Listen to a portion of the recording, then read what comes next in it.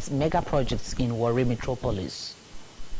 Federal government mobilizes over 70 billion naira to drive Renewed Hope housing program. West African Examinations Council announces release of 2025 results. Abroad, Israel's retired security officials appeal for end to war in Gaza.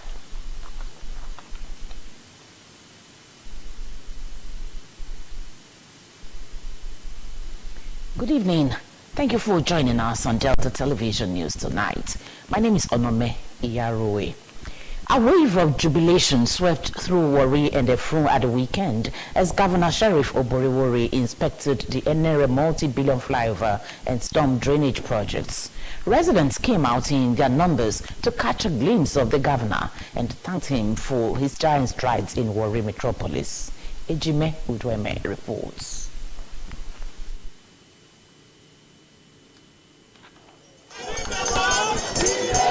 You don't take finish now, make me.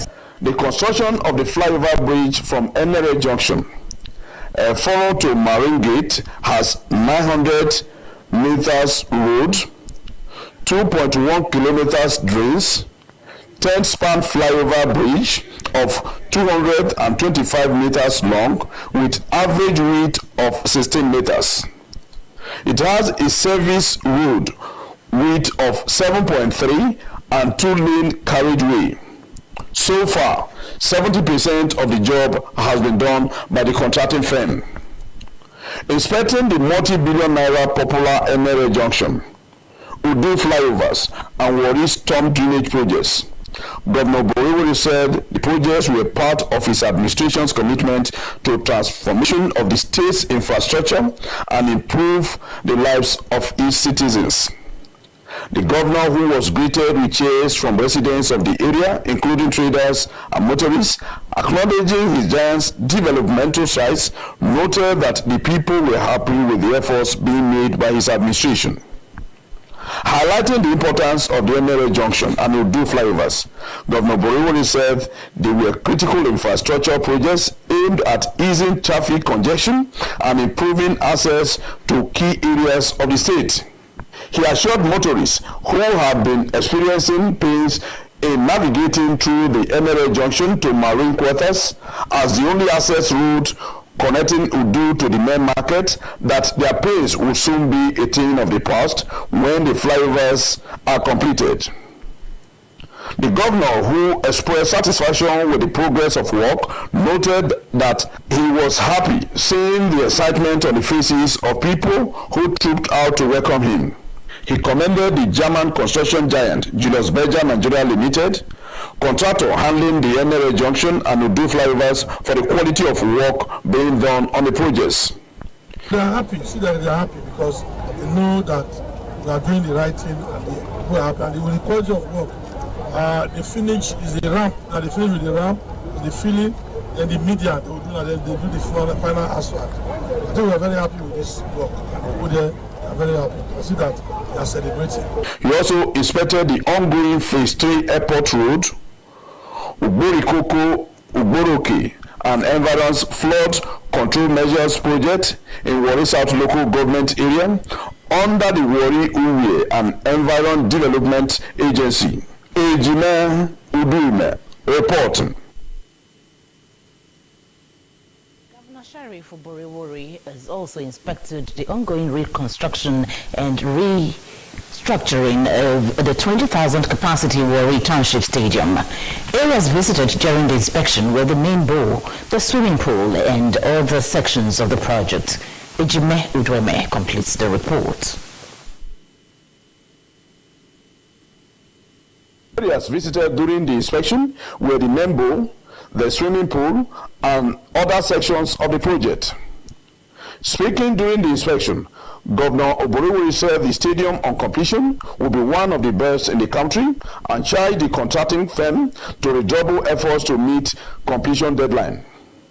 We have come to inspect this job, what they are doing here, and we're also trying to introduce hospitality suite in line with the modern kind of stadium now. If you put hospitality suite That will even encourage a lot of people to use this place. While expressing satisfaction with the progress on the job, he reaffirmed his commitment to quality and timely delivery of projects. He added that a new indoor sports hall was under construction, saying residents of Warri were already enjoying the economic advantages of the stadium in terms of employment and commerce, and sued for the cooperation of all in the completion of the job. Governor Borewori emphasized that the stadium, once completed, would not only serve as a hub for sports and entertainment, but also symbolize the town's growing sports reputation, especially with Warri Rose Football Club qualifying for the Premier League. Facilities under reconstruction included the steelwork at the Membo, a FIFA standard football pitch, underground drainage systems, and an Olympic-sized swimming pool, among others. Doing with what we have, we want to give them the best. And I believe that by the time this place is completed, in terms of quality, the Warri people will be happy. Not only Warri people, anybody that comes here for match, for other games, very happy. Also speaking, a representative of the contracting firm, Mr. Olaruwaju Adeleke, an engineer, assured that the stadium will be completed on time and according to specification. He said in 3 months into the project, 100% of the steel fabrication and erection and underground drainage has been achieved, pointing out that tartan tracks and grassing will be achieved on record time. Mr. Adeleke said the floodlight, stone base, swimming pool, and grassing will be done to meet the Federation of International Football Association FIFA standard. Talking about targets, by December, it is our target that the track will be in place. The track will be in place because we're going to use the whole of August to do our preparation. Then in September, we'll cast the track piece, and in October, we'll wait for curing. So by November, first week of December, the track will be in place. And by that time too, the planting of the grass will have been completed on this pitch. The essence of today's visit is to see the extent of the job so far done and to know how soon the contracting firm will finish the job. From what is on ground, it appears they are moving with the pace expected from the government. It is hoped that at the end of it all, this contract will be executed to the satisfaction of not only the sporting fans in Delta State, but that of the global community in terms of sports. For Delta TV News, Ejime Udweme, reporting from the Warri Township Stadium.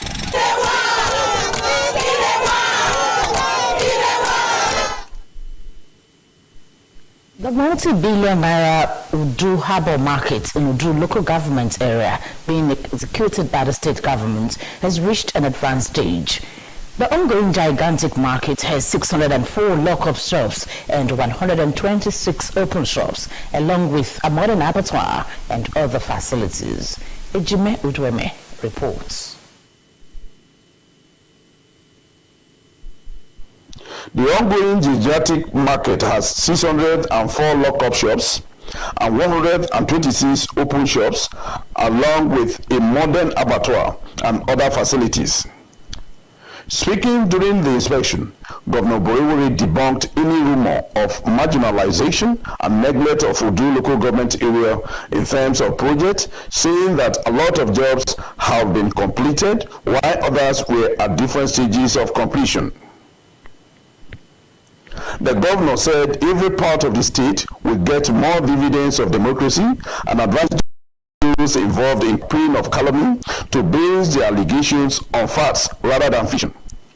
He thanked veterans for their support so far, promising to use his renewed hope for more agenda to the advantage of all.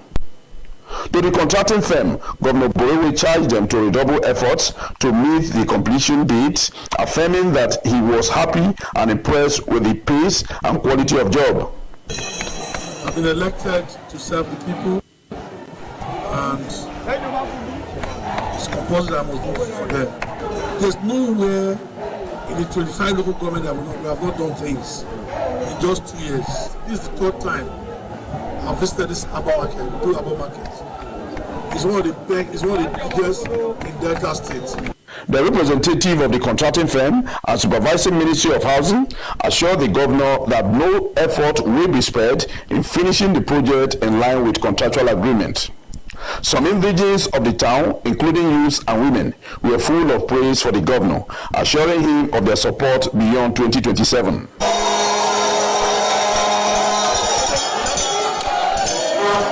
Ejime Udume reporting. The 2025 edition of the Joint Consultative Committee on Education, JCCE plenary meeting, being hosted by Delta State, opened today in Asaba with a call on education stakeholders to formulate continuous professional development for teachers. Perebotu completes the report. Declaring the meeting open, Governor Sheriff Oborowori, represented by his deputy, Sir Monday Oyeme, expressed the hope that the meeting would produce policy decisions that would elevate Nigeria to new heights of academic excellence, equity, and socio-economic prosperity. He said the theme of the meeting, quality education data and professionalization of technology, tools for enhanced national development, was apt and timely, as one of the major drawbacks of the country was the absence of data in virtually all sectors of the economy. Governor Oborowori noted that without accurate and reliable data, the nation could not adequately plan properly, make informed decisions, embark on targeted intervention, and ensure judicious resource allocation for sustainable national development. He said the ability to deliver quality education was connected to robust data collection and analysis, which was critical for problem solving, decision making, and teacher effectiveness, adding that data helps government, educators, school administrators, regulators to monitor trends, investigate assumptions, and identify areas of need. Professional teacher development will empower teachers and educators with requisite skill and knowledge to analyze and use data so collected to enhance their performance on the job, leading to improve students' outcomes. The governor affirmed that the policy thrust of its administration in the education sector remained to provide the highest quality in a safe and supportive environment, while students were given the best opportunities to acquire the right tools to be global leaders. The Minister of Education, Dr. Tunji Alausa, represented by the Permanent Secretary in the Federal Ministry of Education, Mr. Abel Enitan, stressed the need for quality education driven by data and professionalism. Nigeria from a resource-based to a knowledge-based economy. To achieve this goal, part of the execution priorities include building robust data architecture and strengthening the education management information system, as well as focusing on teacher production, development, and professionalism. In their remarks, the State Commissioner for Higher Education, Professor Yenro Tonikari, in a welcome address, said Delta had made remarkable improvements in terms of teaching and educational infrastructures to boost the quality of education, while his counterpart in the Ministry of Technical Education, Mr. Smart Ufo, highlighted progress made in technical education in the state. The strategic roadmap on technical education in Delta State 2026 to 2030 was unveiled at the meeting. I am Pere Botu reporting. Meanwhile, as the Joint Consultative Committee on Education, JCCE, opened today in Asaba, stakeholders have been brainstorming on the way forward to pressing issues affecting the education sector. Caroline Ubini completes the report. Stakeholders at the meeting dwelt on challenges such as teacher shortages, delayed infrastructure projects, irregular school inspections, and inadequate funding.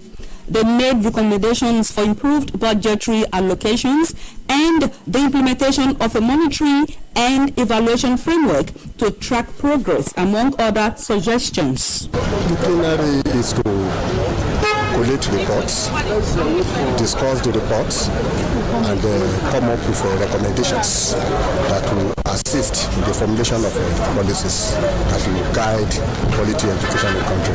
The essence of this educational forum is to get educational stakeholders from all over the country to come together to rub minds to see how we can move our educational sector forward. So it's more about quality education, of course, in data and professionalism in the teaching profession. We're looking at how to improve the standard of education and the teaching profession in Delta State and, of course, Nigeria. The session, which drew participation from ministries of education across the country and the State Universal Basic Education Board (SUPEB), among other critical stakeholders, focused on strengthening policies, improving infrastructure, and ensuring the effective implementation of the Universal Basic Education UBE program. In an interview, the chairman of the State Universal Education Board, Honorable Samuel Marere, emphasized the importance of collaboration among the arms of government and lovers of education in achieving sustainable educational development. As for education in Delta State, you agree with me that His Excellency Dr. Sheri Francis is doing great. It's evident in so many areas, in terms of infrastructure, in terms of teachers' employment, in terms of teacher development, in so many areas. The Joint Consultative Committee on Education is an agency set up by the federal government to assist in the management of education in general. Education stakeholders from all walks of life have gathered in Asaba to highlight the challenges facing the sector and as well propose solution in order to move the sector to enviable heights. Caroline Udrini. The federal government has mobilized over 70 billion naira in private capital through public-private partnerships to drive its Renewed Hope housing program, a flagship initiative aimed at addressing Nigeria's housing deficit.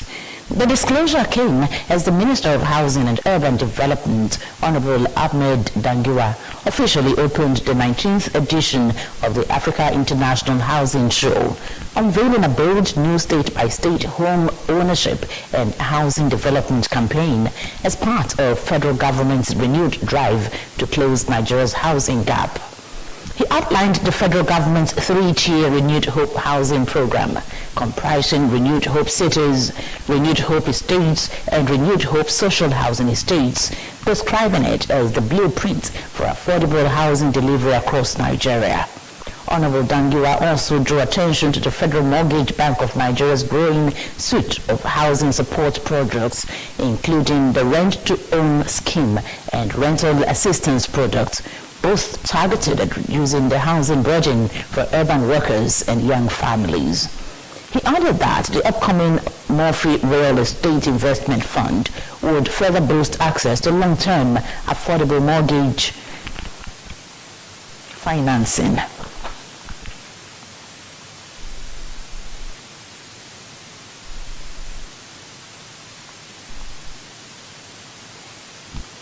President Bola Tinubu has waded into the growing concerns over the possible suspension of funding for key road infrastructure projects being executed under the Nigerian National Petroleum Company Limited tax credit scheme.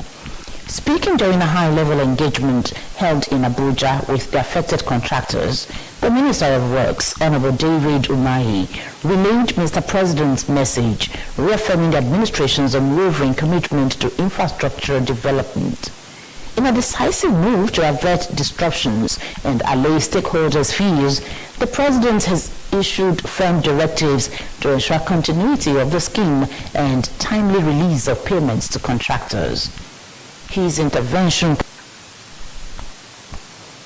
The state government has granted another 2 weeks grace to tricycle and Okada riders to enable them acquire the approved aprons, stickers, and riders cards as part of the state government security profiling process.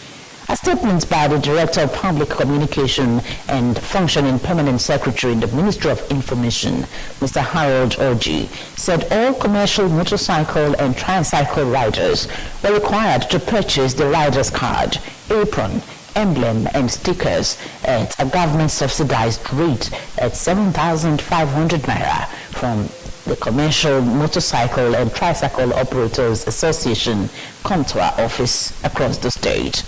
The statement warned that defaulters of the directive would have their motorcycles and tricycles impounded by the Directorate of Transport Vehicle Inspection Officers, security agents, and COMTWA Task Force at the end of August 18. Christians have been reminded of their purpose and identity as believers in Christ. Apostle James Ejike of the Lord Our Righteous Ministry, Asaba, gave the reminder at the DBS Asaba weekly prayer meeting. Gloria Otolo reports. Apostle Ejike, in his message titled God Has Made a Light, emphasized believers' role to shine God's light in a dark world, adding that just as light illuminates darkness, children of God are to reflect God's glory and share his message, bringing warmth and comfort to those around them. The cleric enjoined all to have hope in God despite their circumstances, knowing that all things would definitely work out for their good in the end. And no matter whatever situation that anyone may be in, there is a way out for it. No matter the condition that anyone may be, there is a way out for it. God always made a way where there is no way. Light has already been given us, and we are called into this light. The prayer meets intercessions for the station, the state, and the nation at large. Gloria Otolo reporting. 150 fish ponds belonging to over 150 fish farmers in the Okora Cluster Fish Farm, Asaba, have been swept away by flood following a torrential downpour late yesterday. Some of the fish farmers, including the chairman of the fish farmers, Mr. Ernest Ogosi, said they came to the ponds early today to meet all their fish gone, adding that some were able to salvage what they could from the muddy water to sell at giveaway prices to traders. The people said they lost millions to the incident and appealed to the government to counter their aid, as most of them dependent on the farm as their sole livelihood.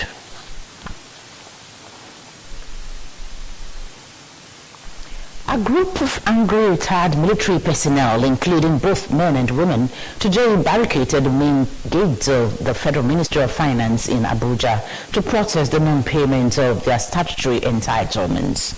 The ex-servicemen, some in military camouflage, are demanding the immediate payment of outstanding shortfalls in their gratuity, security department allowance, SDA, and parking allowance. Despite attempts by a senior military officer, an air vice marshal, who arrived at the scene to pacify the protesters, the veterans remained adamant and refused to vacate the entrance, insisting that demands must be met before any dialogue could commence. The protest temporarily disrupted official activities at the Finance Ministry, drawing the attention of passers-by and security operatives.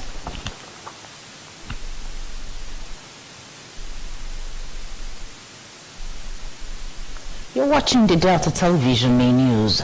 Still to come, Israel's retired security officials appeal for an end to war in Gaza. Details of this and other reports after this short break. Please stay tuned.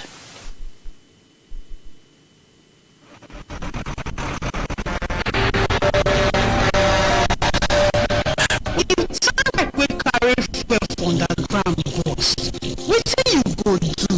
You go begin pay fund comot far for where the fire go soon come. Na only small time you get to take wise decision. Waka comot, no, that one no dey enough. Shift, no, that one no dey enough. Stay there dey gist and take pictures with your phone. That na madness. Run, yes, run comot. Yes, your life depend on wetin you do. The fire go come and tough, and you no go fit control am. Why? Petrol dey catch fire easily. One spark go start big fire. So no stay there dey think, run life, not throw away your life away because of say you want pack petrol. Advice. This informate now from Public Enlightenment Office, Delta Asaba.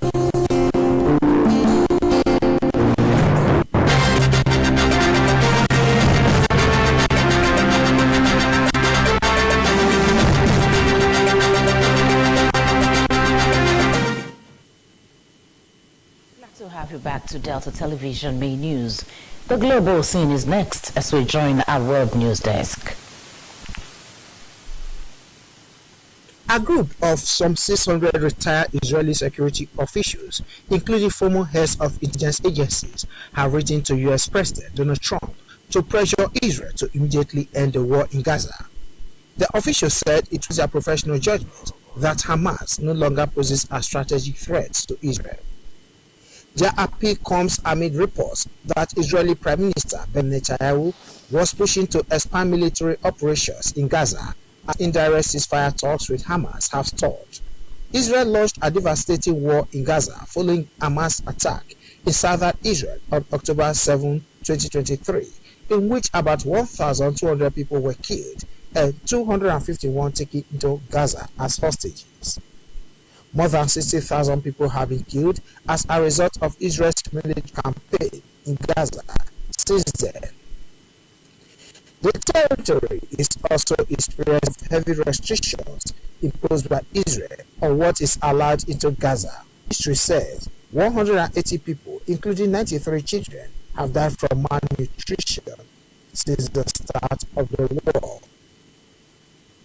West-gated Israeli hostages filmed by their captors in Gaza will be rallying for access to all remaining in captivity. UK Foreign Secretary Mr. David Lammy said images of hostages being paraded for propaganda are sickening and they must be released unconditionally. The calls come after the Palestinian Islamic Jihad published video of Teen and crying on Thursday, and Hamas released footage of an emaciated Eviatar David on Saturday. Israeli leaders accuse Hamas of starving hostages. More than 3,000 Boeing defense workers went on strike today in a fresh blow to the embattled aviation giants.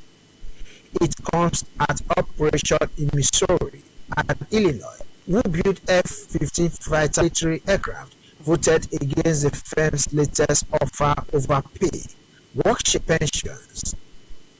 Boeing is struggling to turn itself around after including safety issues and a damaging almost 8-week walkout last year.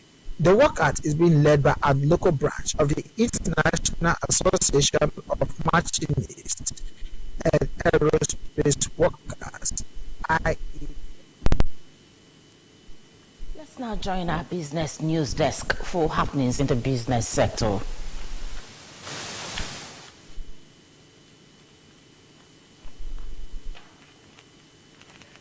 In the regional trade ties and economic integration, the Federal Republic of Nigeria have agreed on a joint trade framework to eliminate trade bottlenecks.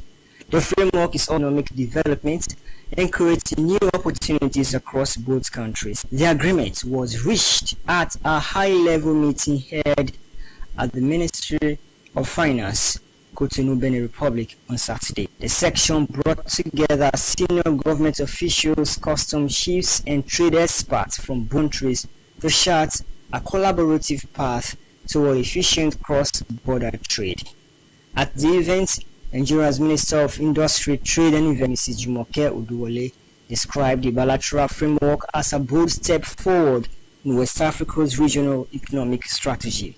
She recalled President Bola Ahmed Tinubu and Patrice Talon's recent signing of a preliminary memorandum of understanding at the West African Economic Summit, stressing that both leaders had charged teams with translating political commitments into actionable peace.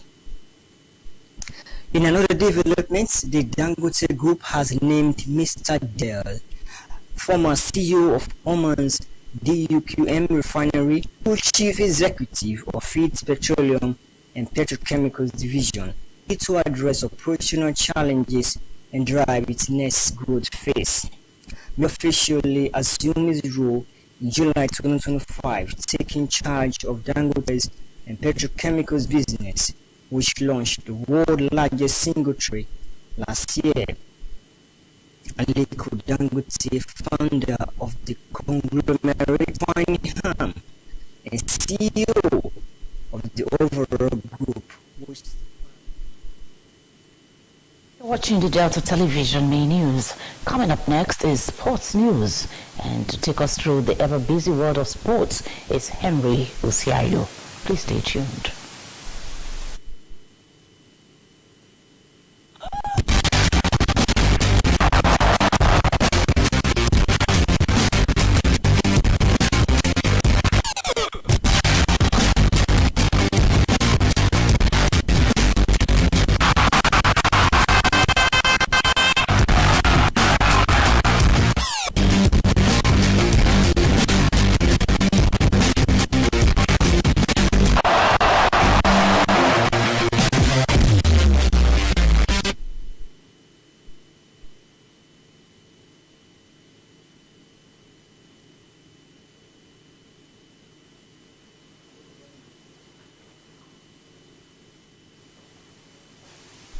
Good evening and welcome to the sports news. I am Henry Usiayo.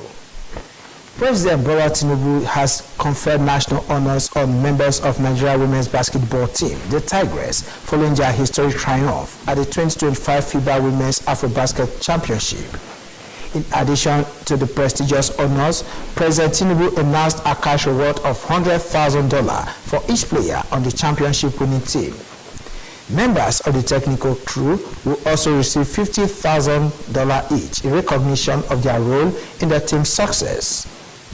The announcement was made today as the president hosted the team at the presidential villa in Abuja, celebrating their outstanding performance that secured Nigeria's 5th consecutive AfroBasket title.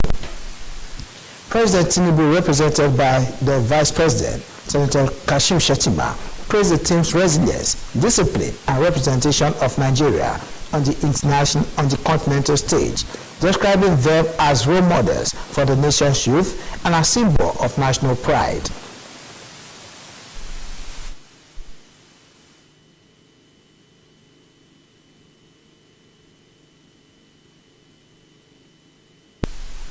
The Nigeria Premier Football League, NPFL, has confirmed venues and grouping for the 2024-2025 Under-19 Youth League.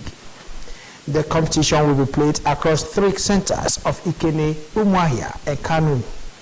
In Ikene, the Remo Star Stadium will host Shooting Stars, Ikorodu City, Sunshine Stars, Kwara United, and Bendel Insurance. Matches at this venue will run from today to Saturday, August 9. The Kano zone features hosts Kano Pillars, Academy Warriors, Katsina United, Nasarawa United, Niger Tornadoes, and Plateau United, with fixtures scheduled from August 10 to 16. Meanwhile, Umuahia will host Abia Warriors, Akwa United, Enyimba, Rangers, Heartland, Bayelsa United, Rivers United, and Lobby Stars as they compete for a playoff spot. The top 2 teams from each zone will advance to the top 6 finals of the 2024-2025 season. Atlanta Chief Executive Officer Luka Pekasi has addressed the ongoing transfer saga surrounding Nigeria forward Ademola Lookman. Rumors of Lookman's potential move to Inter Milan have dominated headlines in recent days, but the Bergamo-based club is yet to reach an agreement with the Nerazzurri. Pekasi today shed light on discussion held with the 26-year-old, revealing that Lookman can only be sold for 2 reasons: that he joins a big club and must not be for another club in Italy. Lookman, who has been instrumental for Atlanta, reportedly submitted a transfer request yesterday to force his way out of the club. And that ends the sports news. Back to Onome Iyarue for the rest of the news. I am Henry Usiayo.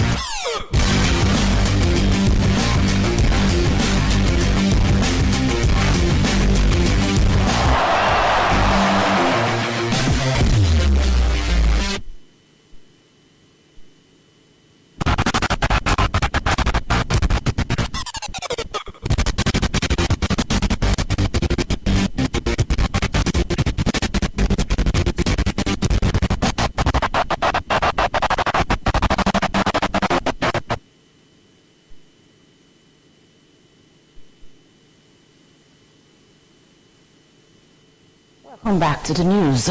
Governor Sheriff Oborowori has congratulated former Minister of Information and elder statesman Professor Sam Oyowaire on the occasion of his 84th birth anniversary. Governor Oborowori, in a statement through his Chief Press Secretary, Sir Festus Ahon, described Professor Oyowaire as a respected academic and patriotic leader who had contributed immensely to national development and the political growth of Delta State. He acknowledged the octogenarian service to the state and the nation, particularly his current role as chairman